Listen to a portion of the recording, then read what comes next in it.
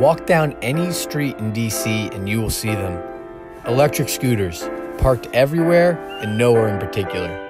Whereas some cities have banned dockless scooters, city leaders sending a strong message tonight that dumping these scooters here in the city, not okay. DC has embraced them.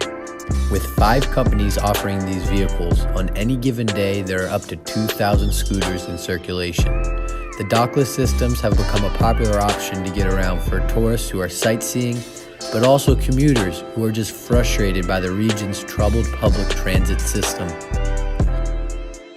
It's so simple. You download an app, find a scooter, scan, and you're good to ride.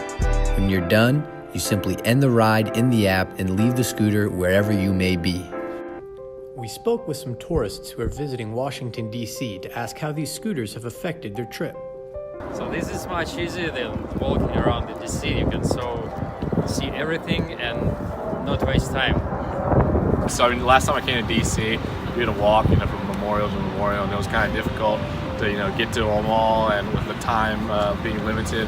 But with a scooter, you can get to them like that. We were just at the White House, and now we're at the Lincoln Memorial in 2 minutes. So it's a great thing. We have scooted to all the different monuments around here. It's been the main use, so it's just an efficient way to get around. It's faster, but I don't know, I don't scooter very often, so getting on it, I feel like I'm going to fall off every chance I get.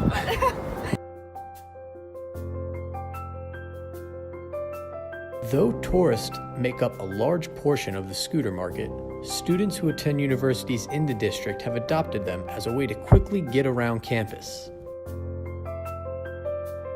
So I use the scooters to get around campus and go to my classes.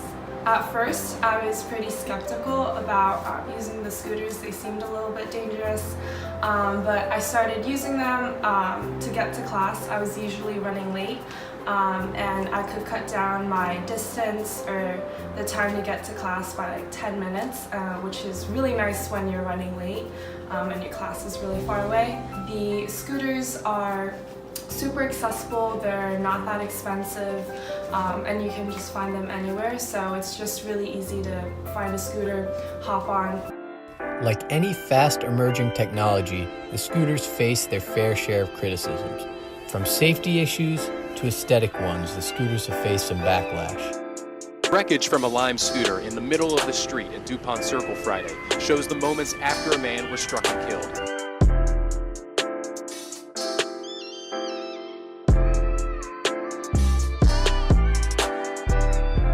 We sat down with some DC residents who have taken issue with this shared transit system to take a further look. Well, there's a certain level of convenience that you can't get with my business when it comes to the fact that when you rent a bicycle from us, you have to come back to us to give it back. There is a level of just being able to drop and forget about with the scooters.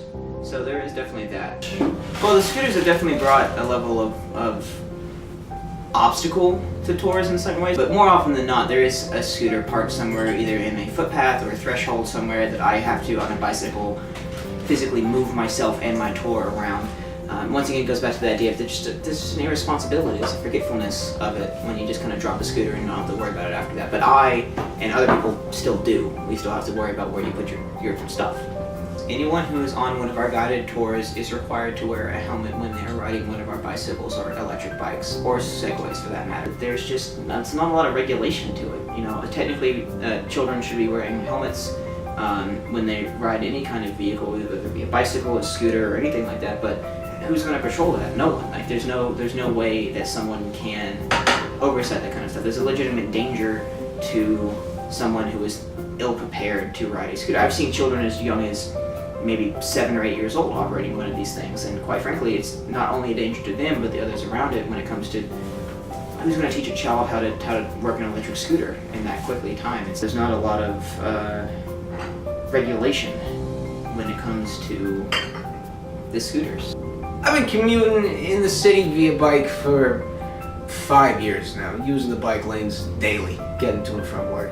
Cyclists are very vulnerable, and well, we're being encroached upon. Our space is being taken by the scooters. They're all over it, and it's dangerous. They don't respect the rules of the road, of the bike lanes. They're in the bike lanes, they're in the streets, they're on the sidewalks. There's no place for them.